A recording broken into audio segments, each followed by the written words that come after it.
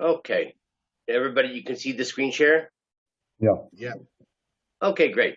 So we are now in the home stretch of taking a look at possibly the foremost obscure psukim in the entire Torah. So let's just take a brief look at those psukim so you remember what we're talking about. Then we'll do a very quick review of everything we said so far. And then we're going to head into the home stretch here. So right after we have the story of Adam and Eve being kicked out of the garden, and then the story of Cain and Abel, in which, of course, Cain kills Abel. And then you have a genealogy of Cain, and then another genealogy that seems to forget that there was anybody named Cain and Abel, which traces the lineage of mankind from Adam and Eve, going right to Seth, right? That's the child born later, Adam and Eve, a lineage. And then that goes all the way down to our hero, Noah. Does that word shed mean something in the same way that Yeah. Cain and Abel and Yeah. So almost all words in the Torah mean something. As a matter of fact, I was just thinking about this on Shabbat, the Midrashic methodology. The Midrashic methodology often seems strange to people who aren't used to it. And the people who are used to it, it's a shame that it doesn't seem strange because it is a little strange. And the Midrashic methodology, however, is already in the Torah itself.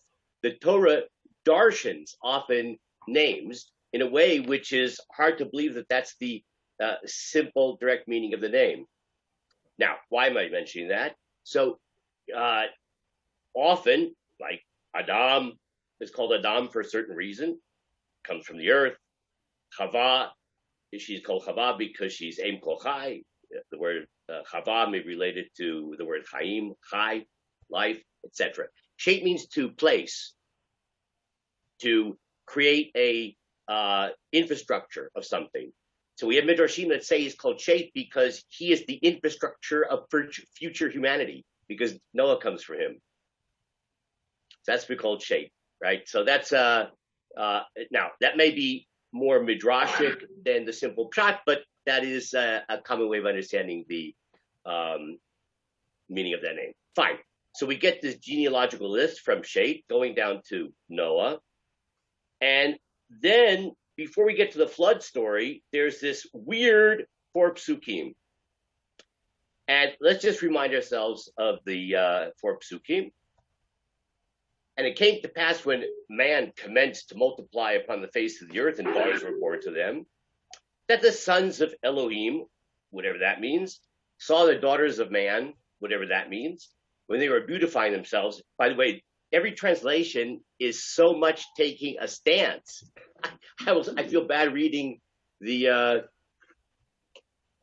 English because the English is prejudicing us to a certain direction.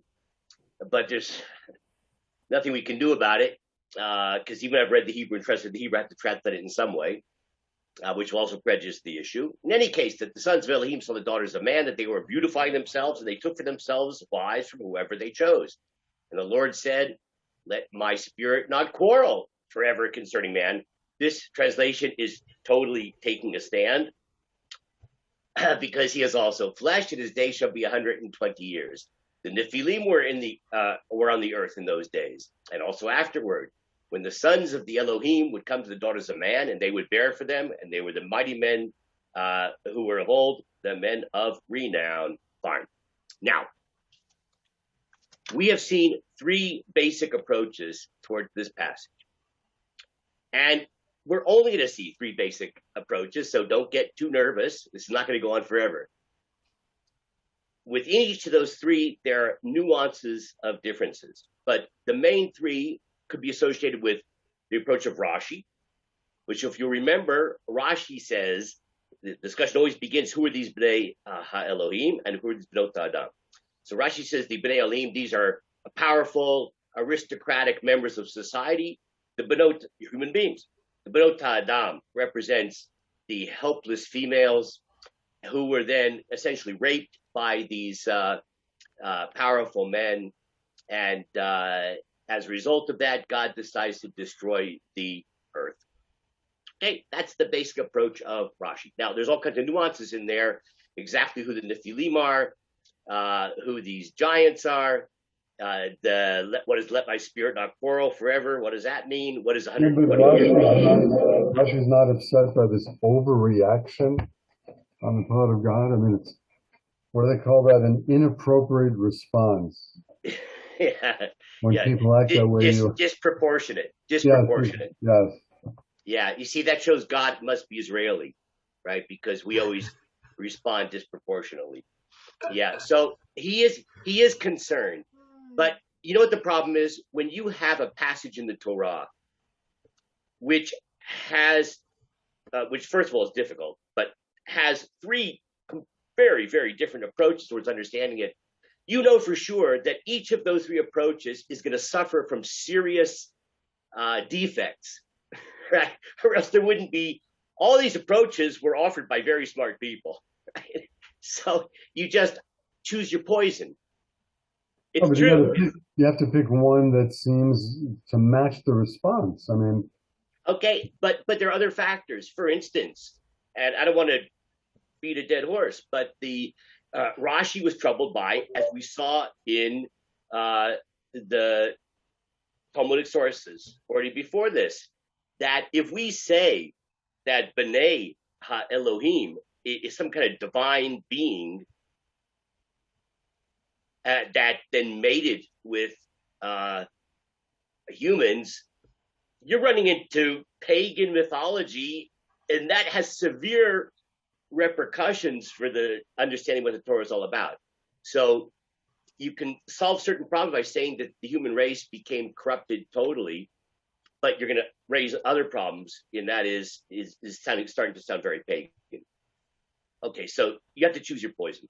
Now, the second approach we saw was from Rav Hirsch, and it's just not Rav Hirsch. There's each one of these has a whole bunch of interpreters that follow in more or less the same direction, with certain nuances of difference. So this approach, which is pretty disturbing, all these approaches are disturbing. This approach says that the story is a continuation of the two lineages. We have the lineage of Cain and then the lineage of Seth, Shet. And these B'nai Ha-Elohim are, in fact, the lineage of Shet. They're sort of godly, right? They're kind of like have a beautiful lineage, the Yichus coming from Shet, but they married wrong. They married daughters of men. That's a reference to the lineage, daughters from the lineage of Cain. If you look on internet, this issue, you will find hundreds of websites from a Christian perspective that talk about this notion of two species of human beings. There's the descendants of Cain and the descendants of Shet. And then the intermingling of these two lineages created a pollution of the genetic potential of the descendants of Shet.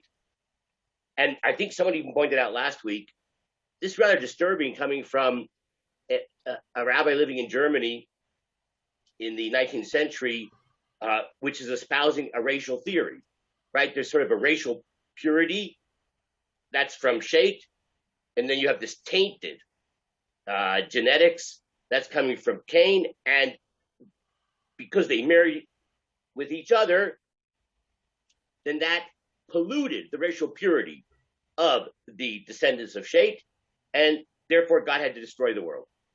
So it solves your problem, Bruce, of why the response was proportionate. You have to get one genetically pure being, Noah, and then we'll start from him again. But it raises all kinds of other problems, including the fact that Nazism and racial theory comes right after this particular approach of Rav Hirsch is, to my mind, a little disturbing. Okay. Then we have the third approach, which we began to see last week. We explore it in greater depth this week. And that is, we saw in Pirkei Rabbi Eliezer.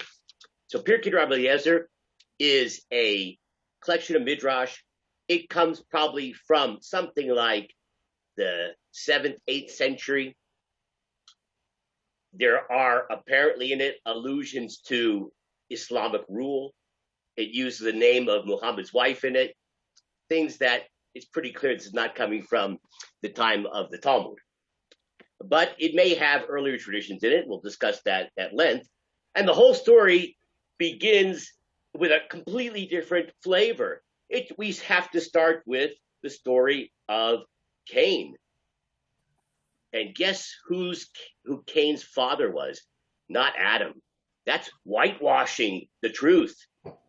You know who the father of Cain was? Satan. It's the snake. Satan, riding on the snake, I don't even want to think about what that could possibly mean, has relations with Chava, and Cain is born of that. So Cain is satanic in his very essence. Okay? Now, the story goes on in Pirkei Rabbi Eliezer that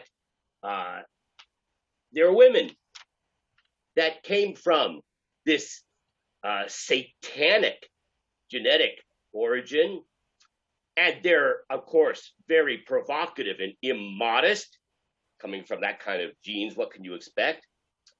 And they put on a lot of makeup and wear very attractive clothing. And there are angels up in heaven that are looking down.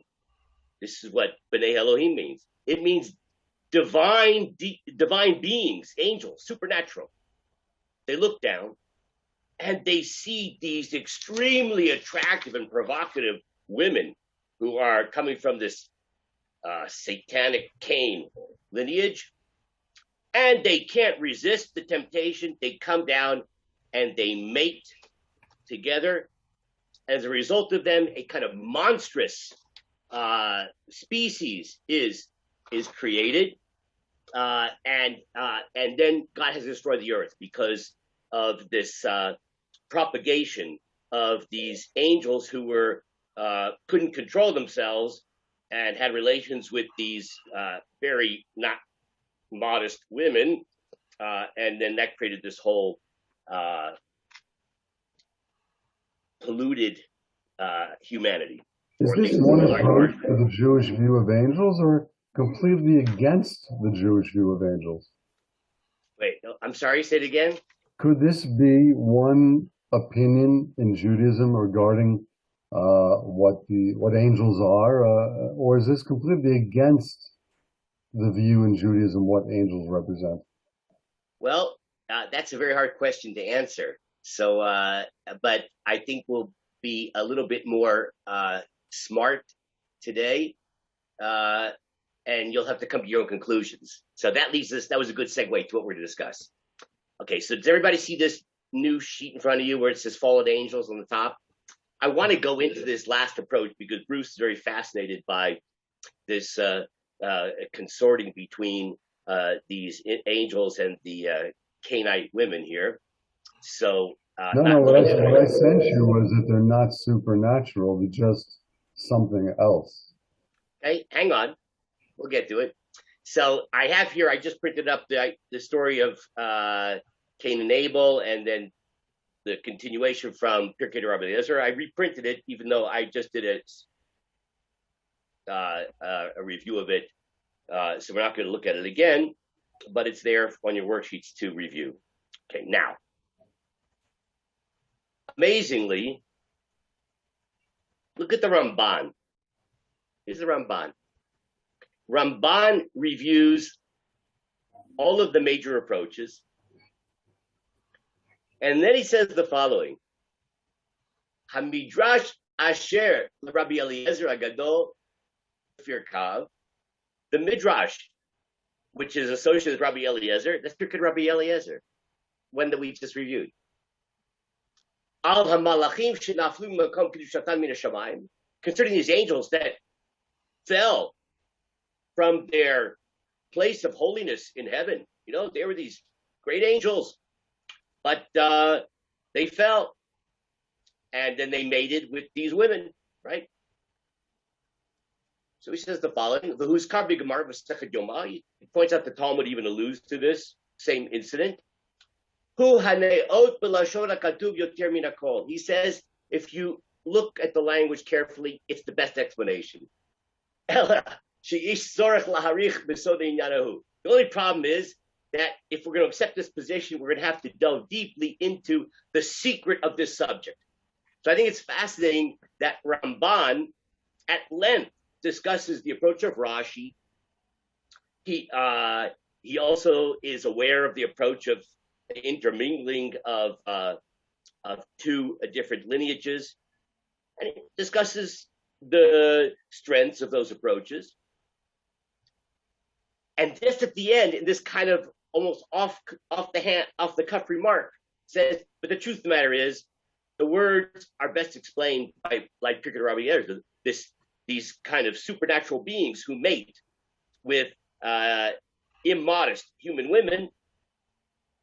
He says that's pshat. It's the simple meaning of but it raises all kinds of philosophical or mystical problems, and he doesn't want to talk about it. I think that's fascinating. But guess what? You know, there's an expression, fools go where angels, what's that expression? Something like that. So where Ramban didn't want to go, we're going to go. So everybody put in your seatbelts, and let's dive in. Now, I pointed out already, Pirkei Rabbi Eliezer is post-Talmudic, okay? Probably from the time of the post-Islamic conquest of the land of Israel. But let's take a look at literature which is coming from the Second Temple period for sure. And we're going to take a look, and this issue is addressed in much of this Second Temple literature. Remember, we did a discussion of the book of Hanoch, the book of Enoch, some time ago. It's in the same genre, and there's discussion in that book. But I'm going to use a different book from the same time period, and this is the book of Jubilees. Now, book of Jubilees is not part of our Bible, not part of Tanakh, and it's not even part of mainstream Christian denominations.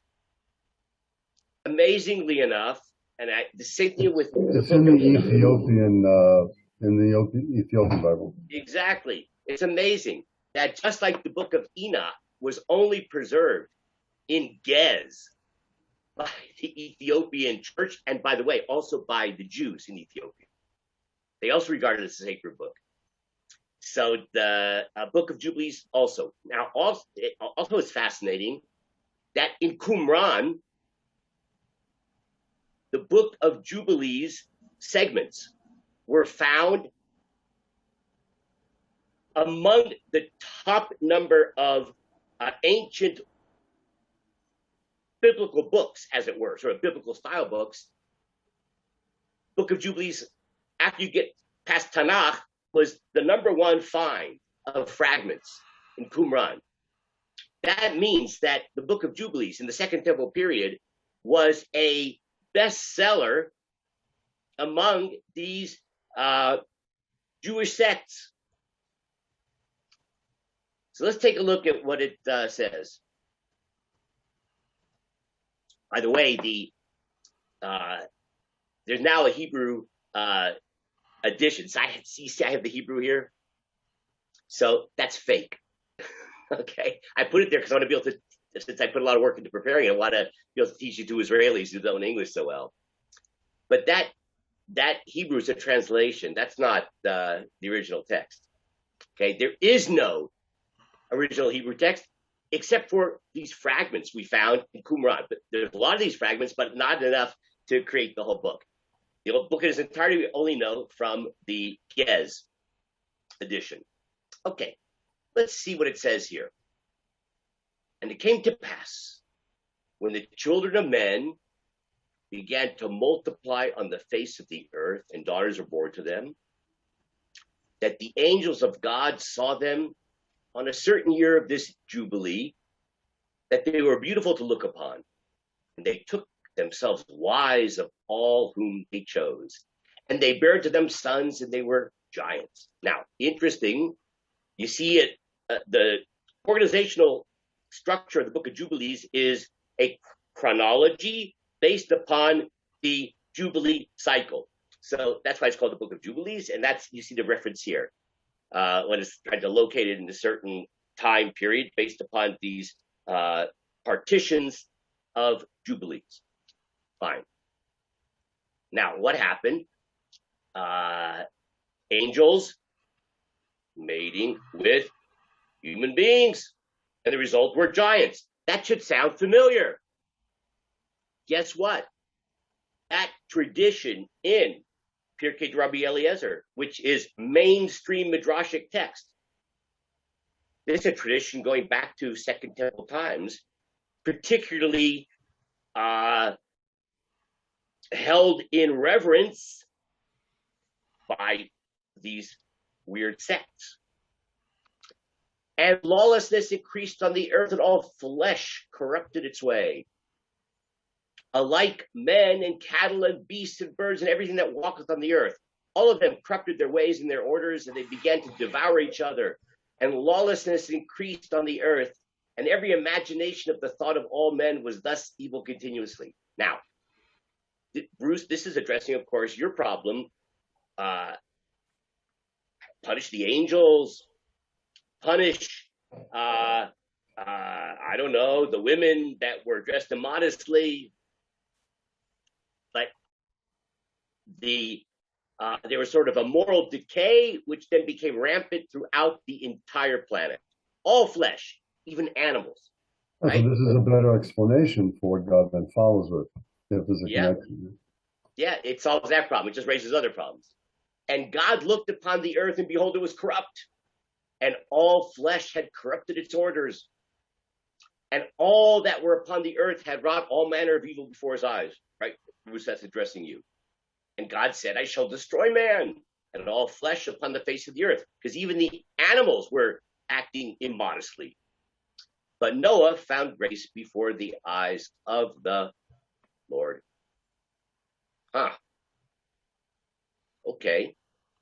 Now, let's take a look at another text. This text is found in Yalkut Shimoni, which is also, it's a medieval collection of midrashim, but also in a work called Breshit Rabbati. Breshit Rabbati is a text, an obscure medieval collection of midrashim. We only found one copy of it, and from that copy, it was eventually published and is now accessible. But the same tradition is recorded in Yalkut Shimoni. Now, again, this happens to be medieval, except for it's clearly building upon these traditions coming from the Second Temple period that refused to die. Let's read it. The students of Rav Yosef asked him, what is Azazel? So the question here seems to be one of the more strange mitzvot in the Torah, Yom Kippur, this scapegoat, Azazel. What's that all about? Well, in case you didn't know, you're about to find out. Rav Yosef said the angels noticed the Holy and Blessed be He was perturbed because he had created human beings. Angels got jealous. Immediately, two of the angels, whose names were Shamchazai and Azael, stood before the Holy and Blessed Be and said to him, Master of the universe, did we not say to you at the time you created your world, do not create human beings? What a waste of time. Bad decision, as scripture attests. And there's a verse in Tehillim, what is man that you are mindful of him? The Holy and Blessed Be He answered, and the world, what will happen to it? God made the world, it should have beings in it. If he didn't create human beings, then what would be the world? What's the purpose? So they said to him, you know what? We will prove sufficient for it. We can be those who populate the earth. He said to them, it is revealed and known to me that if you were to be in their world, the evil impulse would gain control of you, just as it has gained control of those human beings. And you would be worse than them. So putting you instead of human beings not going to solve any problems. It could be even worse. They said to him, grant us the power to live with the created beings. Yeah, put us down there. You'll see how we sanctify your name. We're going to be good Jewish angels.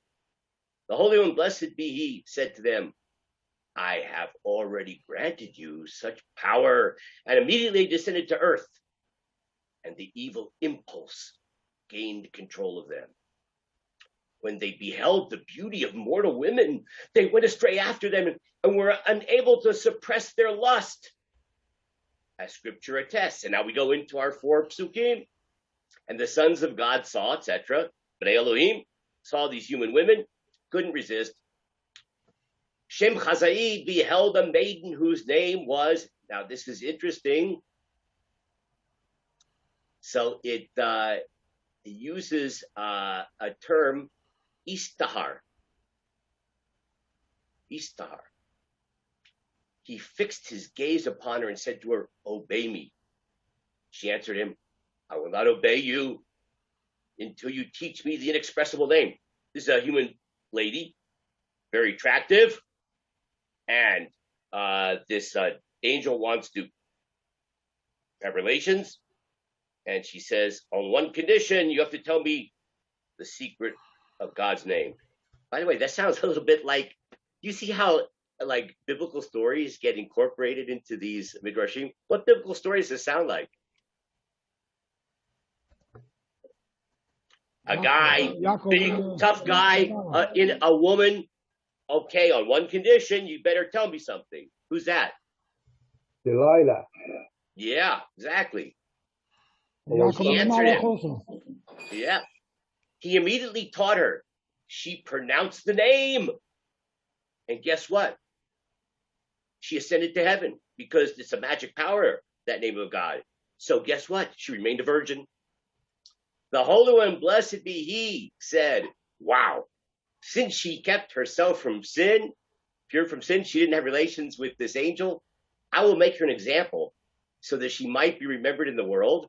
Immediately he fixed her in the heavens among the 7 stars of the Pleiades. Now you know where those stars, that configuration of stars come from. That's her. Does this sound Jewish? Let's read on. When Shem Chazai and Azael saw this, they arose, married women, and engendered children. Rabbi said, has it occurred to you that corporeal beings would not have been able to come into contact with the angels? Hey, good question. Like, biologically speaking, how can angels procreate with mortals? Like, it doesn't work. So, behold, it is written that his servants are flaming fire. Angels are like fire. They can't procreate. The ladies will get burned up. However, this teaches that when the angels fell from their holy stations in heaven, they came down to earth, the evil impulse gained control of them, as it does of human beings. And guess what? They were no longer made of fire. And their size was made consonant with that of humans. And they were garbed with a mass of dirt. As scripture says, my flesh is clothed with worms and clods of dirt. So their fall in moral stature brought about a kind of a fall in their supernatural nature, and they became bodily, like a human being, and that's why they're able to procreate, in case you wanted to know. Rabbi Tzadok said the Anakim were born from them. These are these giants, those who were insolent and arrogant and who deliberately engaged in robbery, violent behavior, and the shedding of innocent blood. The whole earth became immoral and violent, etc. These are our verses, and they were the Nephilim. Okay, let's read on a little bit. It is taught that Shem Chazai fathered 2 sons. By the way, I'm sorry to interject. There is no connection between the Hebrew and the English translation that you're reading. Yeah. So it's because the Hebrew I got from Yalkut Shimoni. There's a lot of overlap, and then the English I got was miraculously dug up in a Google search from some professor who had gotten this English translation. So they're not 100% identical. If you see something particularly interesting, you can raise our attention to it. But the English I felt was good enough to give you the flavor of this. So anyway, it goes on that he fathered these two sons. And that's where Sichon and Og were giants, came from them. And look at this. It mentions now our good friend. At that time, the decision for the coming of the deluge into the world was reached. The Holy and Blessed be He dispatched Metatron. Remember him? That's Chanoch. He reported to them, the Holy One, blessed be He, is planning to destroy the world. Shem Chazai arose and loudly wept and lamented and grieved for the world and for his sons. For each of them would eat 1,000 camels, 1,000 horses, and 1,000 every kind of cattle daily. How now will you survive? Maybe we'll just skip down. It just gets very surreal. And it ends up by suggesting that the Seir Lazazel, the scapegoat, is actually an atonement for the sins which took place as a result of this episode being described here. Fine. You should also know the Zohar, which I decided not to print here. It's almost the exact same story.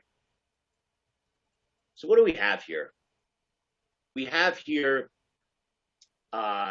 this Pirkei Rabbi Eliezer, in which we have the sexual mingling between angels and human beings that starts attested to in Second Temple literature, particularly beloved by these marginal sects, but resurfaces in post-Talmudic literature, doesn't die. Pirkei Rabbi Eliezer. We have the passage of Yalkut Shimoni, Breshit Rabbati, etc. And you said Ramban has a preference for them. And Ramban says it's the most straightforward reading of the Psukim. Now we're gonna explore that in just a few minutes. But I just want to show you how this notion of supernatural beings and humans mating with each other in the ancient world, that's a given. I'll just show you two quick examples. Also, Rabbi, the Rashba might normally say that's the most straightforward reading. The Ramban normally doesn't say things like that. Why would he do it in this unusual case? Well, I'm not sure what you're asking me, because he thinks it is. You'll see. The Ramban rarely gives the simple reading as the pshat. I like the Rashbam or Ibn Ezra. The Ramban always has a more mystical explanation. So for him to say this is the simple reading, I think I disagree with your understanding of Ramban. When Ramban says, this is pshat, it's not like Rashi quoting a midrash, right? Ramban really is very straightforward. But anyway, we'll have to discuss that another time. But I just want to just give you a little flavor of how this notion of these supernatural beings mating with human beings is the bread and butter of ancient mythology. Epic of Gilgamesh, right? Very famous myth from Sumer, right? This is from Iraq, 2000 BCE, approximately. So our hero, Gilgamesh, surpassing all kings, powerful and tall beyond all others, violent, splendid, a wild bull of a man, unvanquished leader, hero in the front lines, beloved by his soldiers. Fortress, they called him, protector of the people. Raging flood that destroys all defenses. Netanyahu. Oh, no, it doesn't say that. 2/3 divine and 1/3 human. Son of King Ugobanda, who became a god, and of the goddess Ninsun, who opened the mountain passes, dug wells on the slopes, etc. So let's just skip to the bottom here. It mentions the flood, right? Who is like Gilgamesh? What other king has inspired such awe? Who else can say, I alone rule, supreme among mankind? Gilgamesh is 2/3 divine, 1/3 human. So this king, Lulubanda, that's his father who was actually immortal, but became a deity. And he mated with this deity, the goddess Ninsun. So you have these kind of heroic figures. In this particular case, Gilgamesh, who is the result of the mating between a supernatural being and a human being. Guess what? Your favorite. The Christian is not that far off. 100% right. You're 100% right. 100% right. And that's why I think Jews have to be a little careful here. So, how about Hercules or Heracles, which is Hercules is the Roman version, and Heracles is the Greek. So I don't know how to pronounce these words exactly, but Elcamina, daughter of Electaron, surpassed the tribe of womankind in beauty and in height. This is a very beautiful woman, and in wisdom none vied with her. Of those whom mortal women bear of union with mortal men. Her face and dark eyes wafted such charm as come from golden Aphrodite. And she so honored her husband, Amphitryon, in her heart as none of womankind did for her. She married this warrior guy who was a very good husband, and she was very loyal to him, but he was off to war. And he didn't have relations with his wife until he had to go kill somebody in this war. There he dwelt with his modest wife without the joys of love, because he took a vow he will not have relations with his wife, this beautiful woman, until he kills this person he has to go out to war and kill, that Zeus told him to do.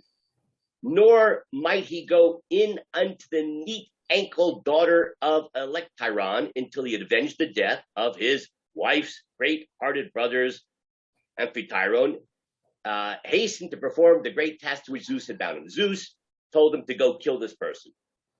But Zeus, the father of men and gods, was forming another scheme in his heart, to beget one to defend against destruction gods and men who eat bread. So he arose from Olympus by night, pondering guile in the deep of his heart, and yearned for the love of the well-girded woman. The only problem is she's married to this other guy. So in one night, and Zeus is a god, so in one night Zeus shared the bed and love of the deep-ankled Electyron and fulfilled his desire. He seduced her. And the same night, the husband comes home, and what happens? He goes to his wife, and they have relations. And now, guess what? She's pregnant with twins. One of those twins was Hercules. And the other twin was from the seed of her husband. So she had two fathers that created twins. And one of them was Hercules. The other one was a loser. Okay, so, wow. This notion of supernatural beings and humans mating, this is all over the place. By the way, it also struck me, Zeus wants to have relations with this woman, but she's married. While her husband is off fighting a battle, Zeus steps in. Sounds like David. You're 100% right. These stories are troublingly, such a word, similar. Now, I'm not going to do this because it'll just take too long. What's amazing is the Malbim addresses this approach, specifically saying that this story is rooted in pagan myth. Now, Malbim is not a professor at Tel Aviv University at all, but he's 19th century. Just to point out, when we use the word pagan myth, they didn't have the word myth as we think of myth. They viewed it as their historical, or maybe they explained it in very embellished terms. But no, by 19th century, the notion of myth is... No, for sure. For we do it, though. And so when they wrote it. Yeah, okay. So you're talking about the Are you talking about the Bible itself? Everything from antiquity, the idea of myth as a made-up fable is our idea of what any story from antiquity is. They're always writing with some. They don't have the idea of sci-fi or creative writing. They're recording what they think took place. Yeah, so that's actually a good question. I was in Greece not too long ago, and that's one of the things I was trying to understand. To what degree did people thousands of years ago actually think that these things really happened? So I'm not 100% sure, Bruce. I really don't know the answer to that. Like, did they accept all these myths as historical fact or entertainment and with a partial? But just like our midrashim, where they're very embellished, but the source of the story has some kernels of truth, and that's what they're recorded. Yeah, they're not writing creative writing stories in those days. It's probably correct. Probably correct. Now, what I want to do though is now show you the approach of Cassuto, Umberto Cassuto. Okay, so Cassuto is Italian rabbi, Bible scholar. Eventually moved to Israel, and really fascinating personality. I want to take a look at certain. He first goes through these 4 psukim. Now, Cassuto knows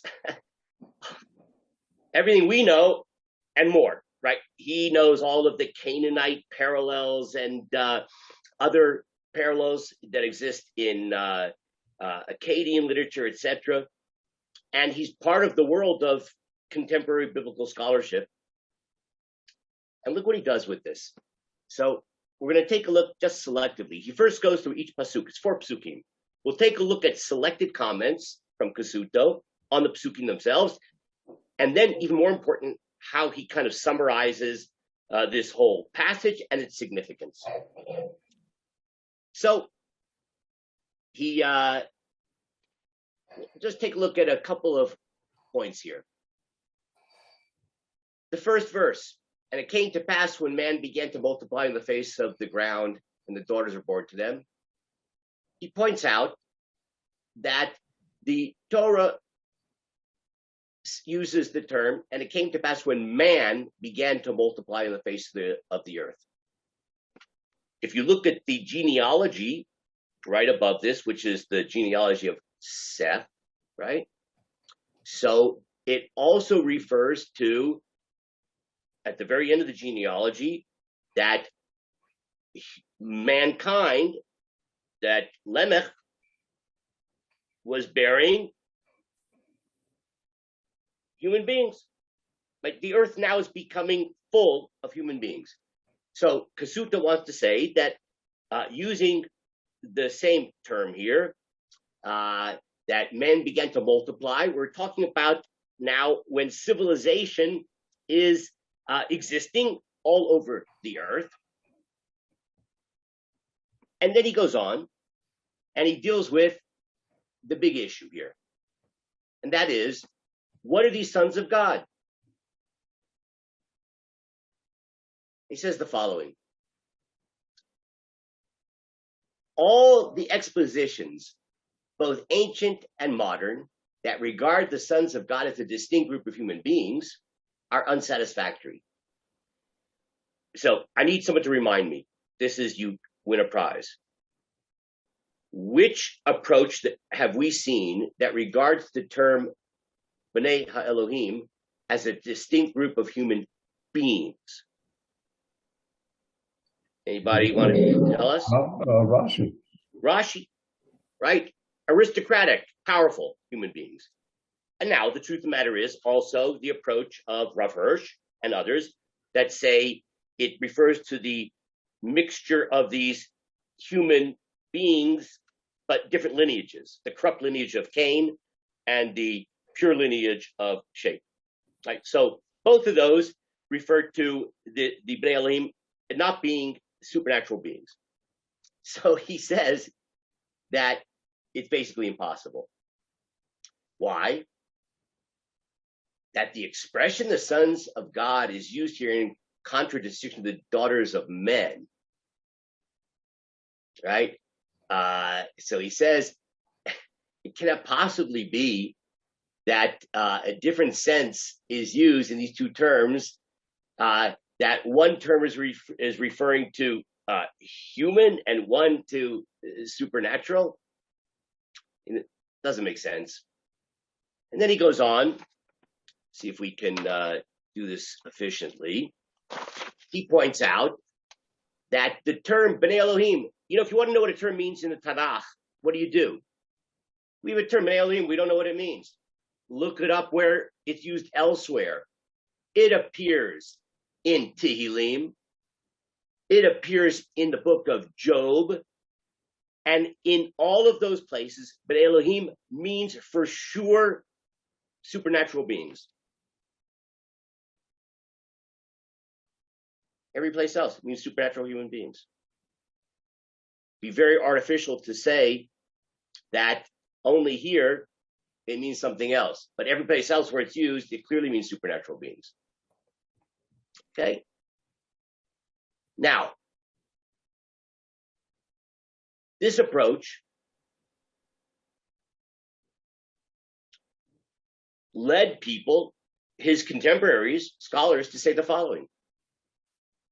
The interpretation in the sense of angels is the oldest in the history of exegesis, right? We saw that. It goes back to these Second Temple traditions, and very similar to pagan myths from the ancient world.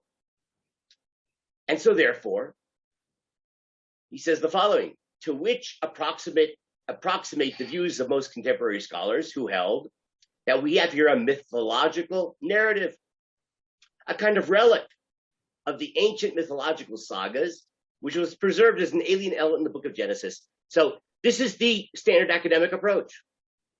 This is a pagan myth. It's a myth which finds its place in all cultures of these divine beings mating with human beings. And it's an alien element. It's stuck in there in the book of Breshit, because the book of Breshit is a compilation of all kinds of different elements. And it's essentially pagan. Well, you wouldn't expect that in a God-given Torah to us. You would not. That's for sure. She's saying Torah is not from Hashem, basically saying. That's 100% right. Now, you'll see, he says, if you accept this reading, which is actually the best reading, that we're dealing with supernatural beings, mating with human beings, it's very tempting, if you don't say Torah comes from Hashem, to think that this is just some other pagan myth that's part of the Torah's weaving together of different elements. But you'll see, he's going to say, I agree with 90%, except for not the conclusion. You'll see, he's going to take this in a very different direction. It's amazing. So, he says the following. Let me just see here if we can do this efficiently. I think what we're going to do is, I think we'll just so we can finish this. Look what he does with this. Now, he accepts the fact that B'nai Elohim means and supernatural beings. He accepts the fact that B'not Adam means human beings. But he points out that B'nai Elohim does mean in Tanakh supernatural beings, but that there are different gradations of supernatural beings in the ancient world, in the Torah itself, in the Tanakh for sure. We have Srafim, Ophanim, Chayot HaKodesh. You have all kinds of beings. He shows that B'nai Elohim is a low-grade supernatural being. They're kind of like bottom-of-the-barrel type angels. I'm sorry? Shadim. Okay, good. Very good. Shadim are also supernatural beings of kind of a yucky nature, right? And he also points out that when they mate, there's no hint whatsoever of anything inappropriate about their mating. Just says doesn't say to rape them. To take, which is the term used in the Torah here, that's the standard way of saying to get married in Tanakh, which he proves. So it's describing, he agrees, mating between some kind of supernatural beings, not very lofty ones, with human beings, and it's consensual, nothing immoral about it. No problem. They disguise themselves as humans? They are sufficiently low-grade supernatural beings that they're able to procreate, and yeah, it's not a disguise. I think they kind of look like human beings and can behave like human beings. And he says that the text nowhere just expresses any disapproval. They didn't behave in an improper way. Now, when God says, my spirit will not dwell in man forever, this is where he now takes us in a completely different direction. God's not angry at all. God is saying, let's just read his words now.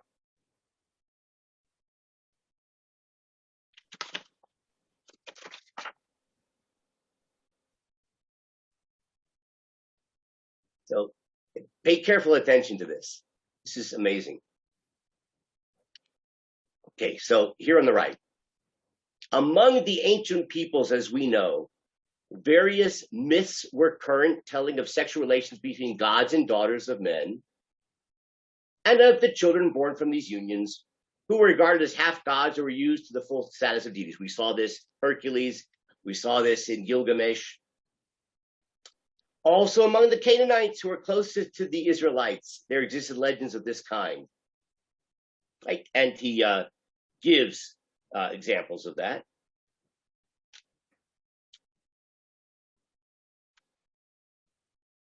Hang on a second. Now, we're going to skip a little bit. The Torah, towards the bottom. The Torah, in the paragraph under consideration, takes up an attitude towards these myths and the concepts flowing from them. The reader who has come thus far might ask. Remember, this is preceded by genealogical lists, which then describe the earth being populated. The reader who has come thus far might ask, meaning the reader of the Torah is living in a world with these myths about giants that are a product of these matings between supernatural beings and human beings. So the reader would say, if you were living at that time when the Torah was given, I have now learned how the human families, the offspring of Adam and Eve, by the natural process of procreation, were born and multiplied and became ramified. But I know that in the past there lived upon earth giants, men of far greater stature and strength than ordinary people. We have a tradition from our forebears that when they entered the land, they still found there some of the surviving giants. These are stories which are part of their kind of cultural heritage, like Bruce was saying. So the person might ask, what was their origin, seeing that they did not resemble human beings like ourselves? These were gigantic, incredible, powerful creatures.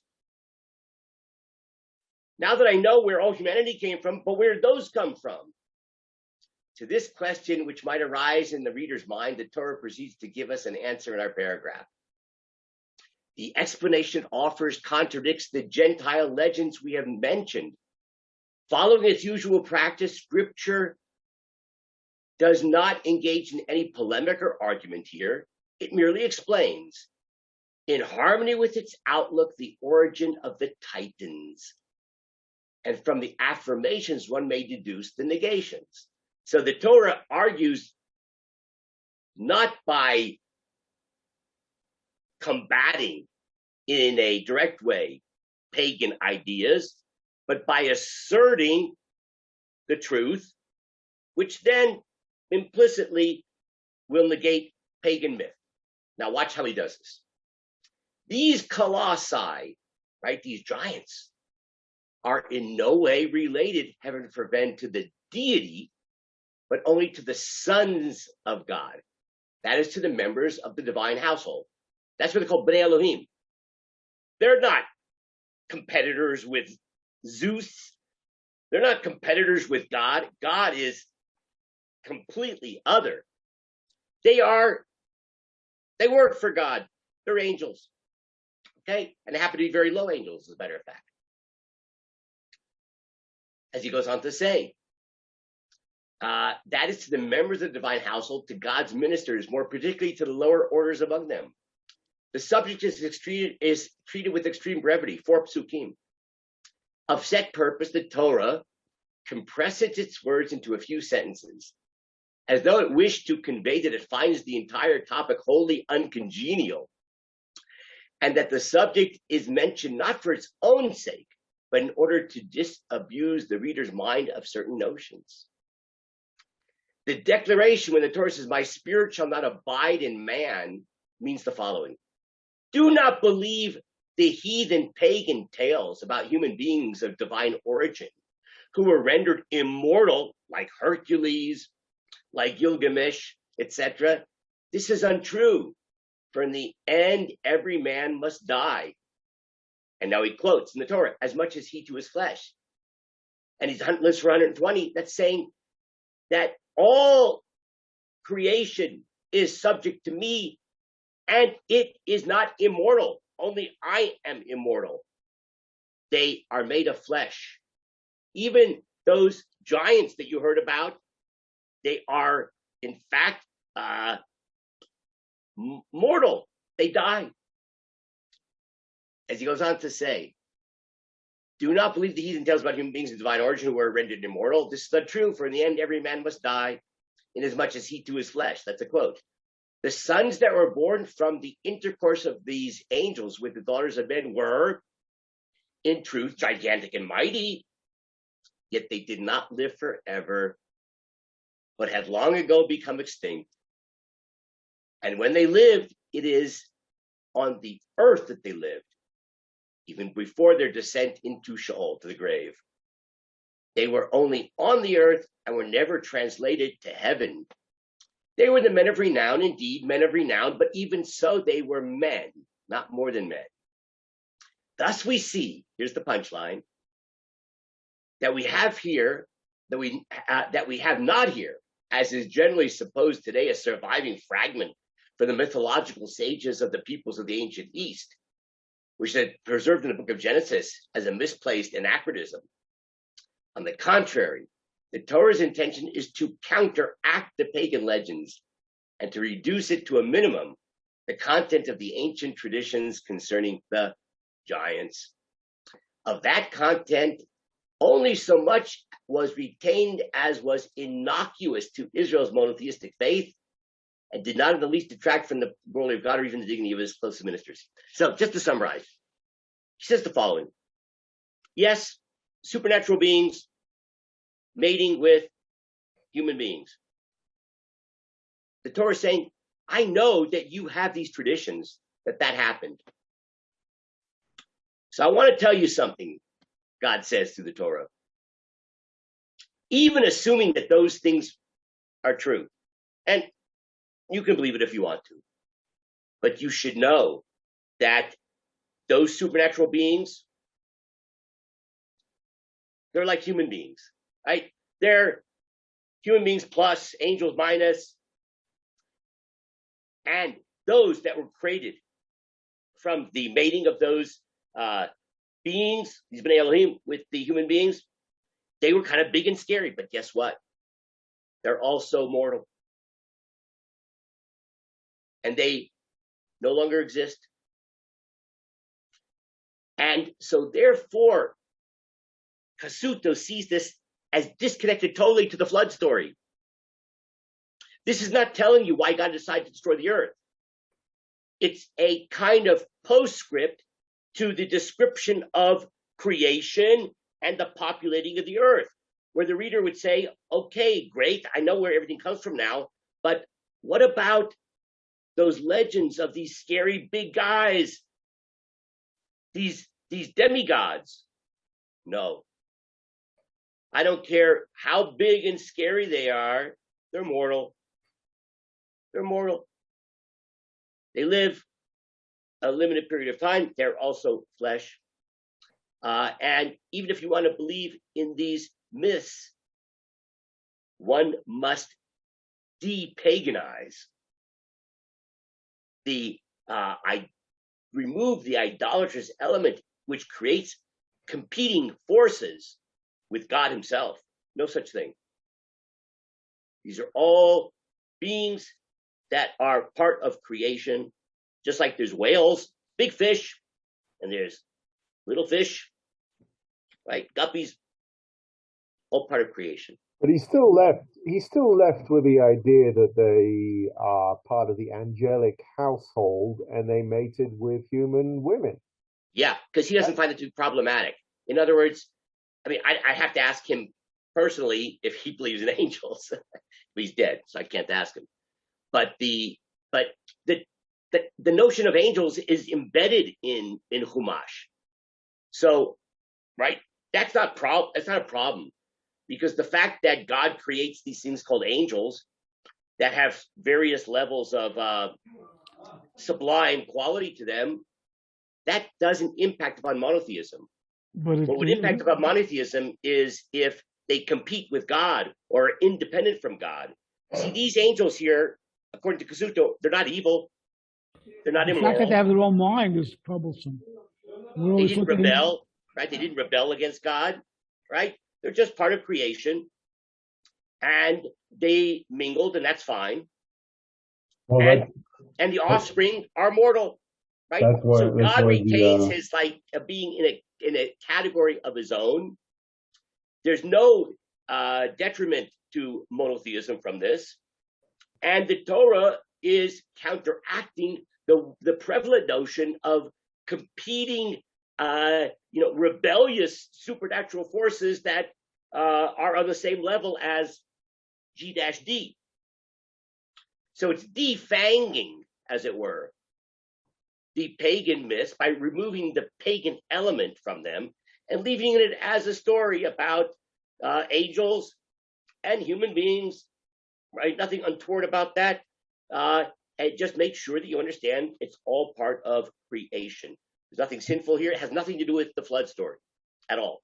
That's why the material that I sent you is a little more of a modern way of saying, in the mind of early man, they may have looked even somewhat angelic in their mind, but that these are just, whatever they were, they're just not from this earth.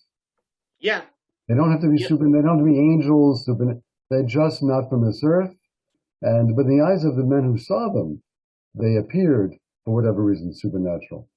Right. And so the Torah is trying to tell you that they may be supernatural in the sense of being super, but they're part of nature. They're part of creation. So it's really an ingenious approach, which is very typical of Kazuto, who was an Orthodox Jew in practice. I think in belief, he held to certain views that are probably stretching the limits of orthodoxy. But while being a scholar of the highest level, was able to understand that these components in the Torah are not some kind of alien admixture of pagan mythology, but it's actually the opposite. It's the response to pagan mythology. It's the defanging of pagan mythology. It's really a very brilliant approach. Any last questions or comments on this? Yeah, how did the Malbim, who you brought out very briefly, that he says that it's mythology? Yeah, so I'm not going to tell you. You're going to learn it yourself. I got to go. Okay. And maybe I'll see if I'm in the mood. Maybe next week I'll give like a 5-minute little review of how the Malbim recognizes he's not on the level of Kazuto in his knowledge of ancient civilizations and all the different languages, etc. But he's aware of it, and he responds, and definitely sees the story in that context. But more specifically, we'll have to save that for another time. Okay, everybody, take care. Thank you. That was Bye. The Outer Limits.